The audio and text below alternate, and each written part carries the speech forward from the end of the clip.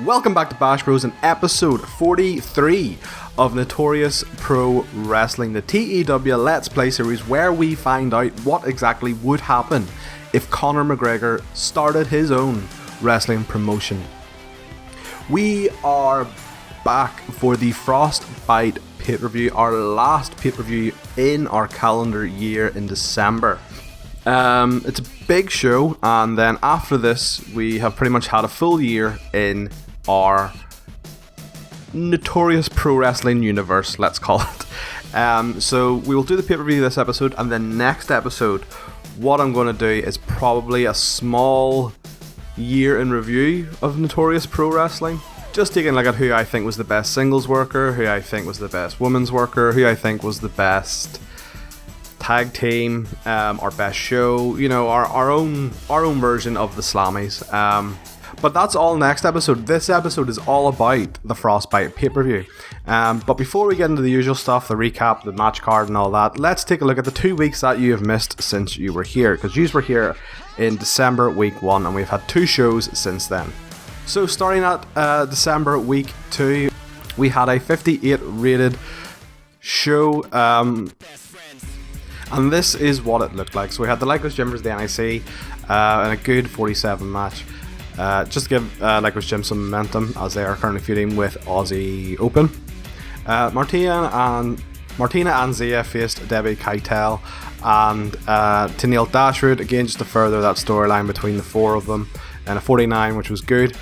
We also then had we also then had the Great Talent Agency defeat Sonico and Pentagon, just to keep the momentum of that storyline going, with Grado facing Pentagon at the pay-per-view tonight, in a 60, which is fantastic. That I'd be happy if that even main evented a pay-per-view.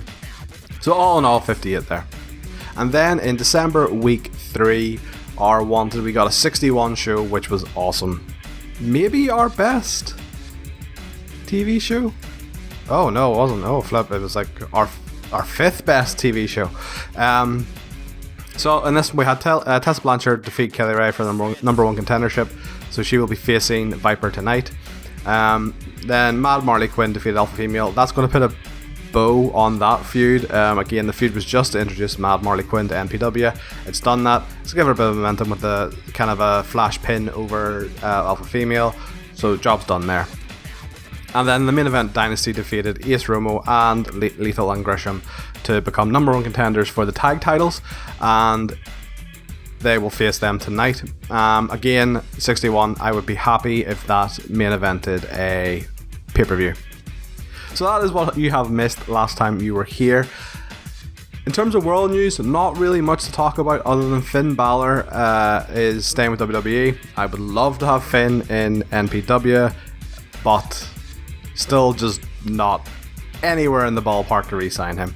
Other news in terms of our own company is a wee mix-up of the announcers. So we were able to sign Sean Waltman as he decided he wanted to work in the UK, and his overall colour statistic is better than Portia Perez if I bring her up. So see, Push Perez is a 69, Sean is a 78.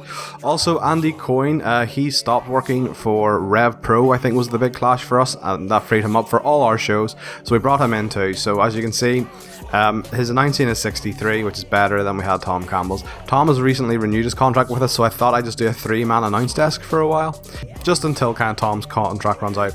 Once Tom's contract is up, we'll see where we're at as a company. If we get a second show by then, Tom could probably move over to the second show. If not, we might just let Tom go and have a 2-man desk. I always prefer a 2-man desk, and I think Andy Coyne's announcing is good enough that it kind of covers Sean's lack of announcing, and vice versa with the colour, I think.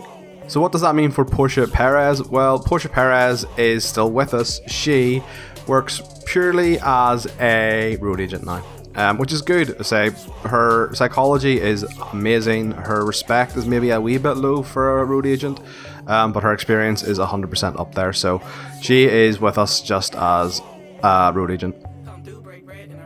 So with all our news covered, with what you have missed covered, let's take a look at the match card for tonight's pay-per-view Frostbite. Over the last month, Ace Austin, Carlos Romo and Will Hobbs have butted heads with two of the newest arrivals in NPW, Jay Lethal and Jonathan Gresham.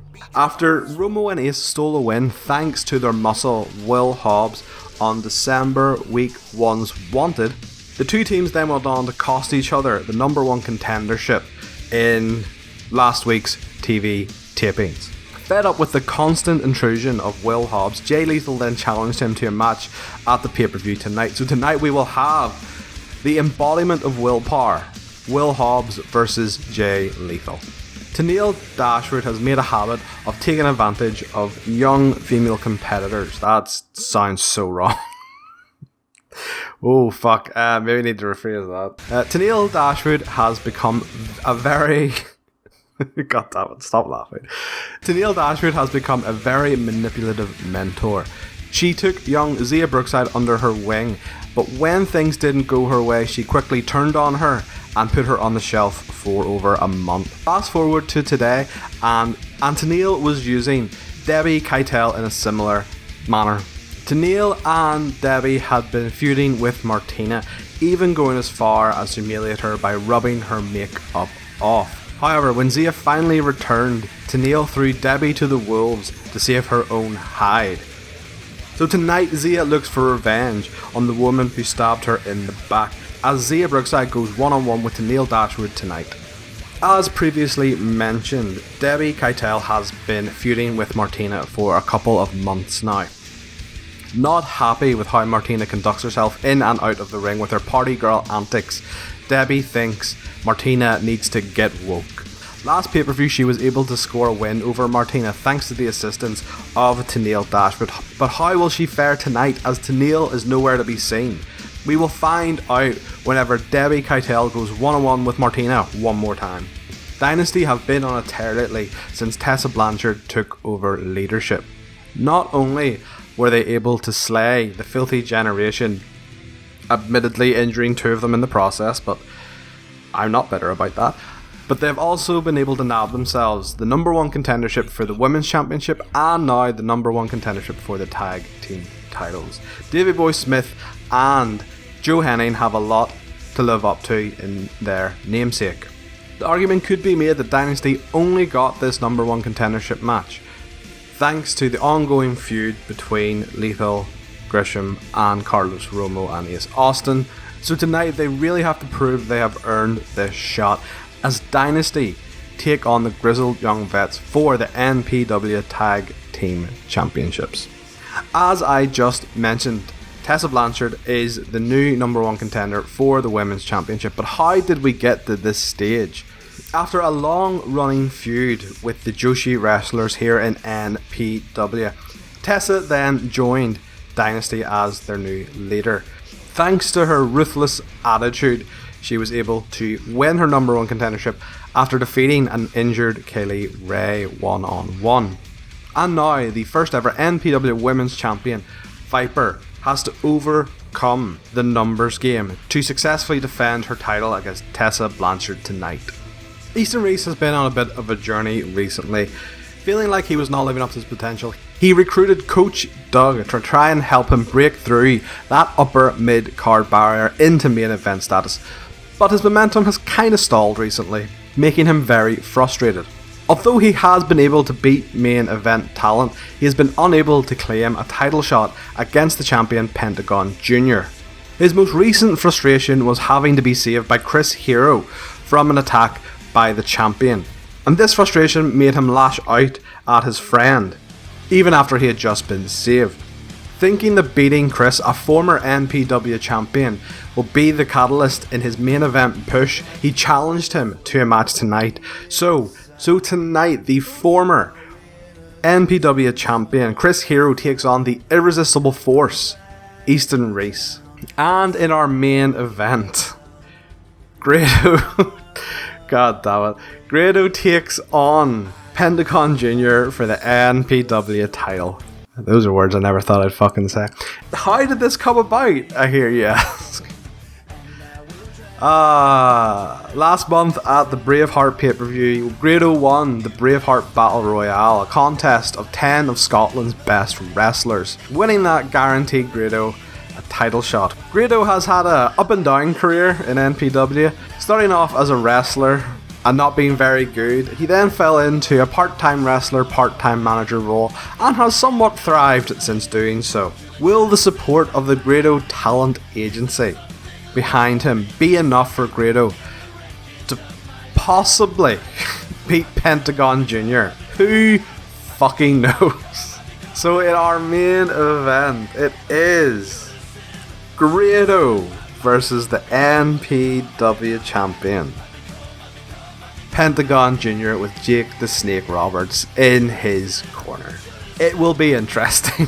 So that is our card for tonight. I don't know. I am really taking a risk having Grado in the main event. Penta's good, but is he good enough to drag Grado to a pay-per-view level main event? There's only one way to find out. Let's book this shit. Oh god.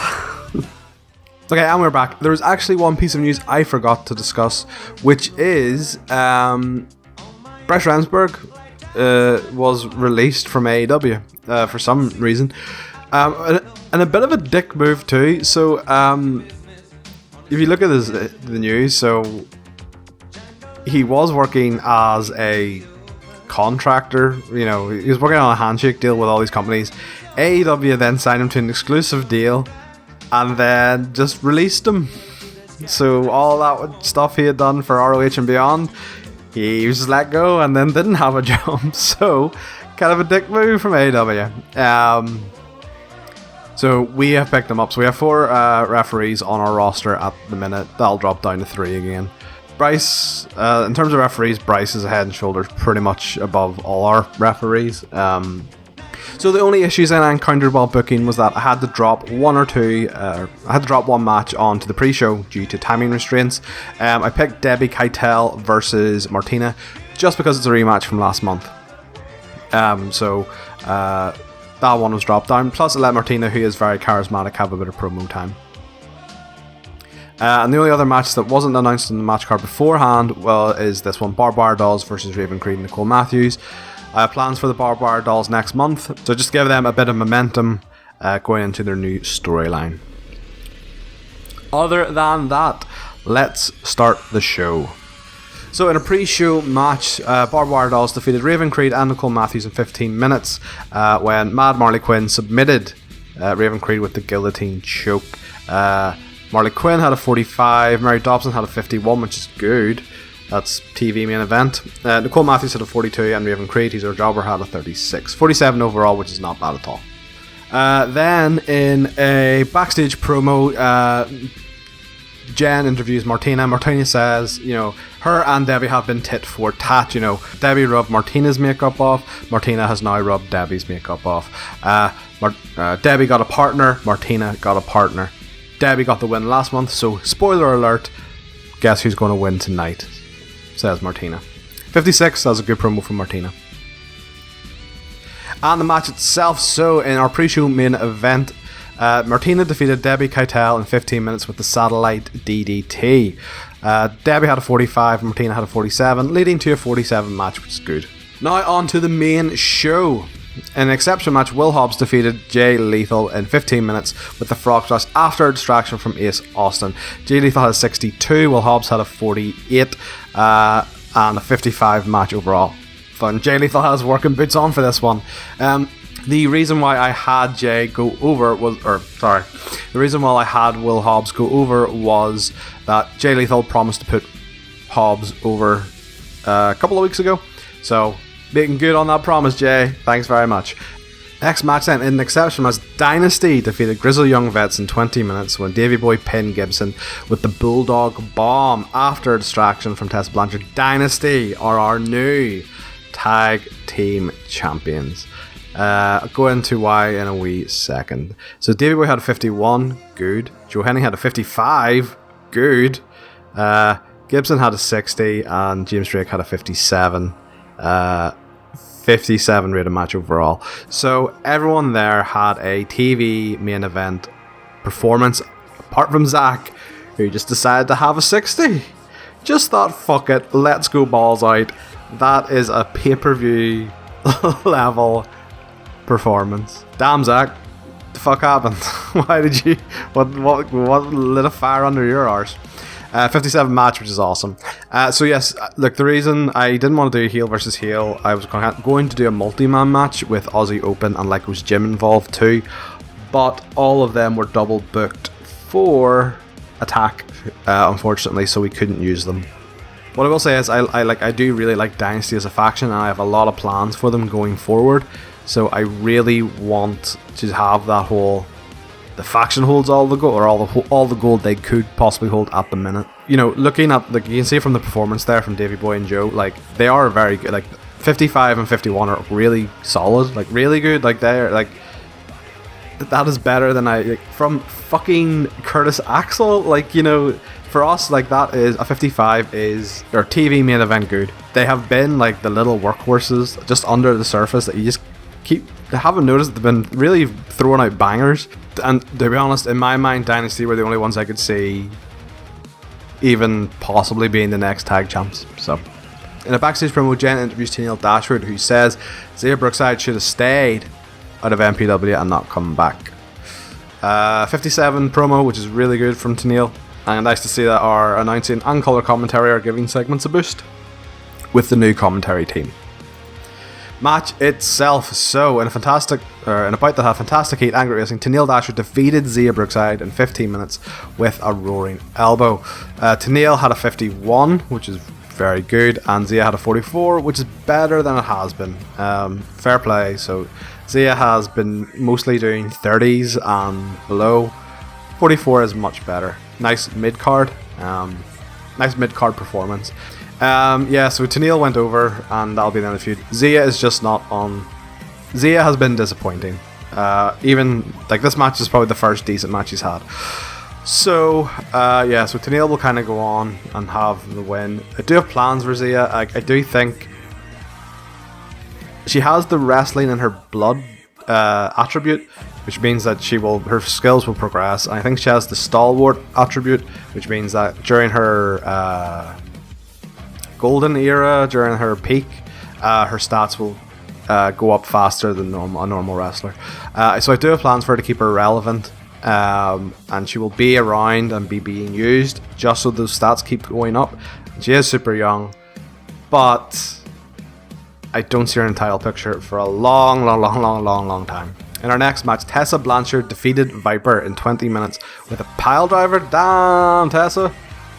Trying to kill Viper. And Tessa's won the women's title.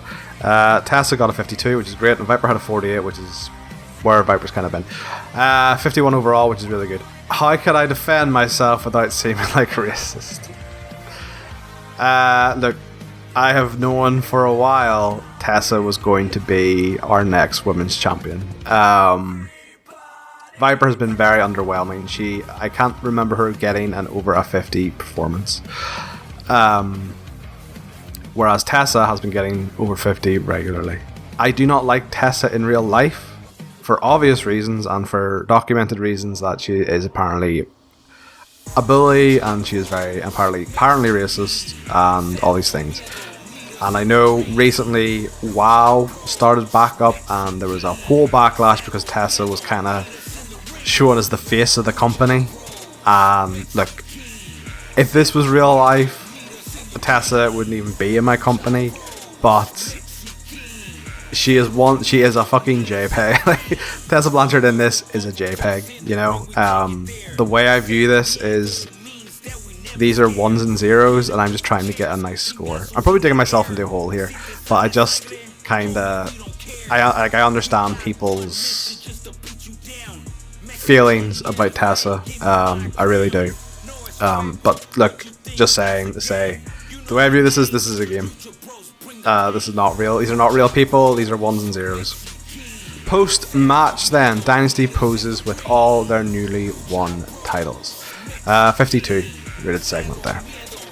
So, in an exceptional match, Easton Reese defeated Chris Hero in 15 minutes. Chris did a 63 and Easton did a 49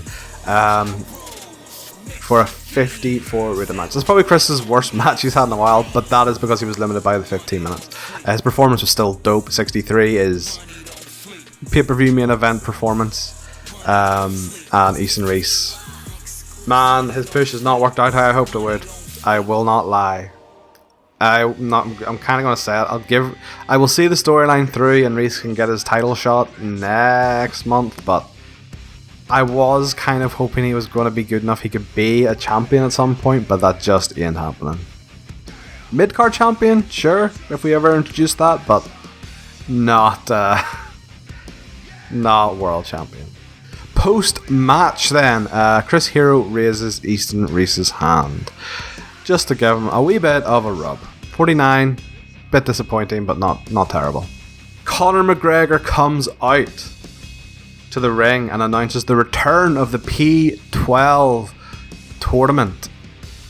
Proper 12 tournament is back, and the tables, participants, the groups will be announced next week on Wanted. Conor McGregor invented a new catchphrase. There you go. There you go. Which will boost his microphone ability. 79. It's Conor McGregor. It was always going to be good.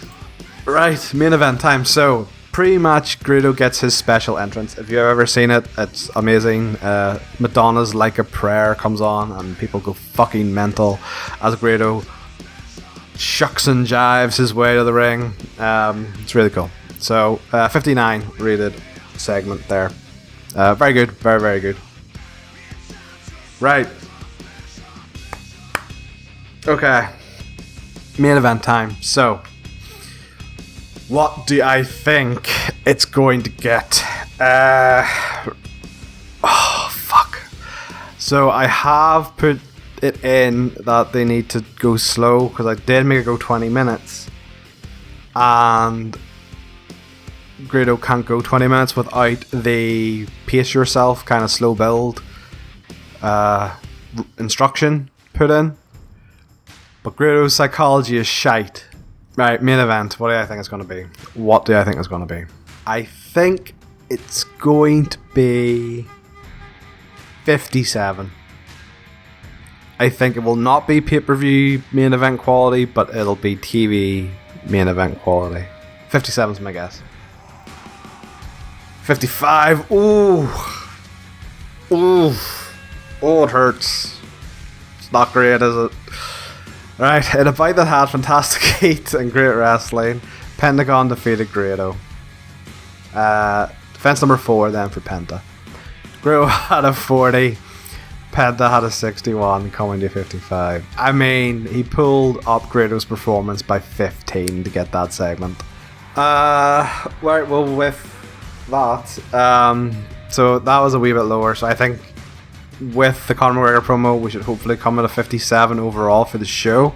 59, okay, that's not the end of the world. I will take 59 for a pay-per-view that had Grado, in the main event. That's not terrible. That's not terrible at all.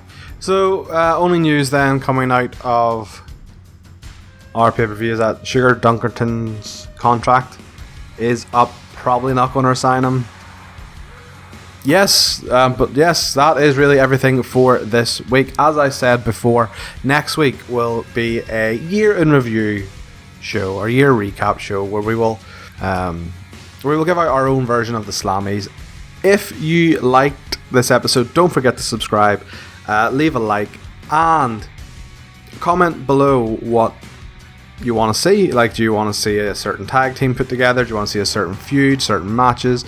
You comment below and I will try to book it for you. And with all that being said, I will see you next time on Bash Bros.